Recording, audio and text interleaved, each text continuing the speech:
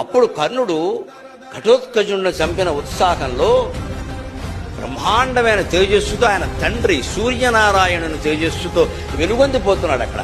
ఆ కర్ణుడిని చూసేసరికి అర్జునుడు కూడా భయం వేసిందండి.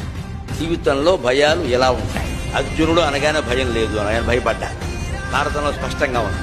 ఒక్కసారి ఇలా చూసి మాధవ మన రథమును వెనుక కుమరల నిమ్ము అన్నాడు.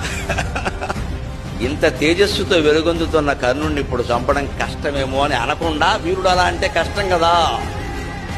అప్పటికి ఈయనకు అనుకూలంగా ఒక వార్త తెలిసింది. ఏమంటే కర్ణుడి చేతిలో ధర్మరాజు ఓడిపోయి బాధపడుతున్నాడు, శిబిరంలో ఉన్నాడు, పారిపోయాడు.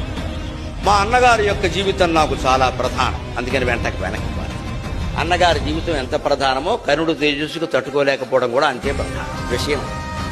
వాస్తవం. మనకేమి ఇక్కడ మనం అర్జున ఫ్యాన్స్ కాదు, కర్ణ ఫ్యాన్స్ కాదు, ధర్మానికి ఒక్కడికే నేను ఫ్యాన్.